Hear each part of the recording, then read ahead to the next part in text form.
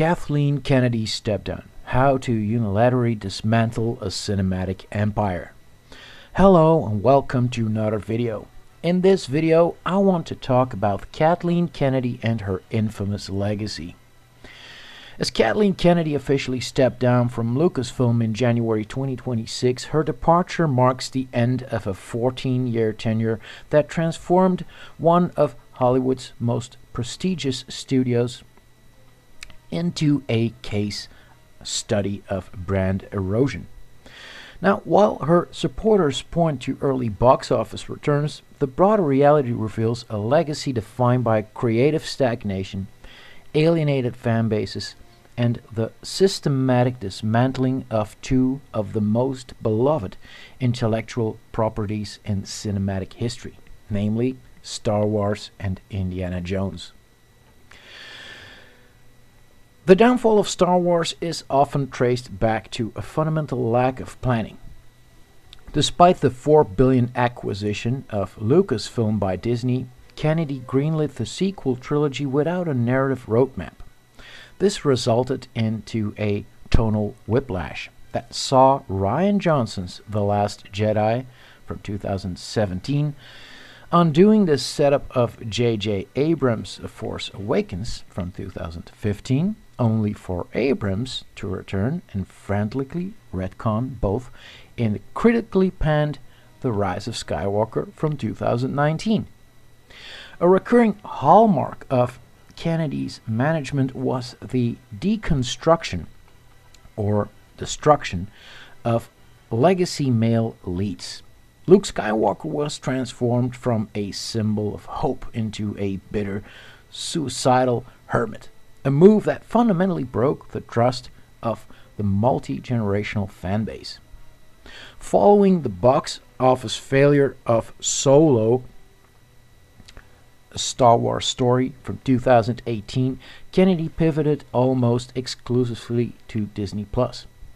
Now, while The Mandalorian provided a temporary reprieve, subsequent slop like The Book of Boba Fett and the politically charged The Acolyte, which was cancelled after one season due to the plummeting viewership, left the brand feeling cheapened and overexposed. Now, if Star Wars was a slow burn of disappointment, the fate of Indiana Jones was a swift execution. Indiana Jones and the Dial of Destiny from 2023 serves as the epitaph for Kennedy's modernizing instincts. Rather than a triumphant send-off for Harrison Ford, the film presented Indy as a grieving, broken old man who is frequently upstaged and lectured by his goddaughter, Helena Shaw, Phoebe Waller-Bridge. The film reportedly lost Disney over $100 million, and Kennedy's recent exit interview, where she's claimed nobody is interested right now in more Indy, confirmed that she had successfully exhausted the public's desire for the character. A side note, the most glaring example, however, of Kennedy's mismanagement is the 2022 Willow series. What should have been a nostalgic return to the 80s high fantasy was instead turned into a teen drama that lacked the tone and heart of the original film.